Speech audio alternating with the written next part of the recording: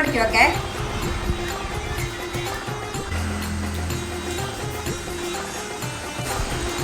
മടക്കിക്കോ ചേച്ചി. ഞാൻ മടക്കാൻ പറഞ്ഞ പോക്കോ വേറൊന്നും പറഞ്ഞില്ല. എനിക്കും മടക്കാം.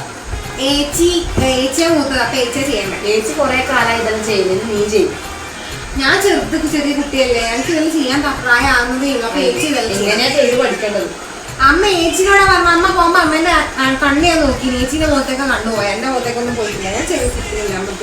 ഇന്നലെ വൈകുന്നേരം തുണി മടക്കി വെച്ചാൽ ഞാനല്ലേ, ഇന്ന് നീ ചെയ്യും. അതിനെന്നാ ഇന്നലെ വൈകുന്നേരമല്ലേ, ഇതിപ്പോ രാത്രിയായില്ലേ, കുഴപ്പമില്ല. ഇല്ല ഏച്ചിയാ ചെയ്യണ്ടേ? ഏച്ചി ചെയ്യും.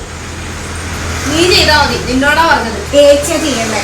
നീ ചെയ്താ മതി. ഏച്ചിയാ ചെയ്യണ്ടേ? ചെയ്യണ്ടേ? ഞാൻ ചെയ്യില്ല. ഞാൻ കൊറേ കാലം ചെയ്യുന്നു. നീ ചെയ്യരുത്.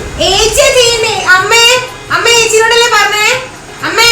അമ്മേ നിങ്ങൾ ഇവളോടല്ലേ പറഞ്ഞിനി? അല്ല, അമ്മയോടല്ലേ, ഏച്ചിനോടല്ലേ പറഞ്ഞമ്മേ? പിന്നെന്തല്ലോ പറയാറാ. ഏണോക്കിന് 2 മക്കളായോണ്ട്, 2 പെമ്മക്കളായോണ്ട് നിനക്ക് ഭാഗ്യല്ലേ, വീട്ടിലെ പണിയെല്ലാം എടുക്കാൻ ഒരാളായില്ലോണ്ട്. അനക്ക് നല്ല ഭാഗ്യല്ലേ. ഭാഗ്യം കൊണ്ട് ഞാനിങ്ങനെ ഇതാ എന്നാ വേണ്ടേന്ന് തിരിയുന്നില്ല എനക്ക്.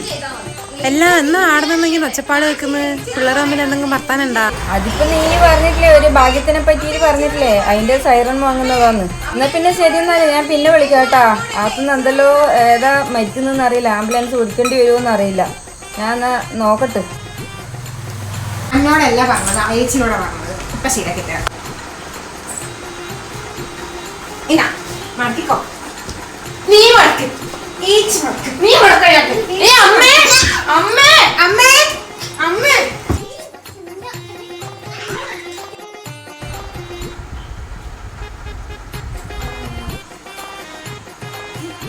അമ്മേ അമ്മ ഏച്ചിയോടല്ലേ അമ്മ തുണിമാർക്ക് വെക്കാൻ പറഞ്ഞേ? അമ്മ ഇവളോടല്ലേ അമ്മ പറഞ്ഞിനി?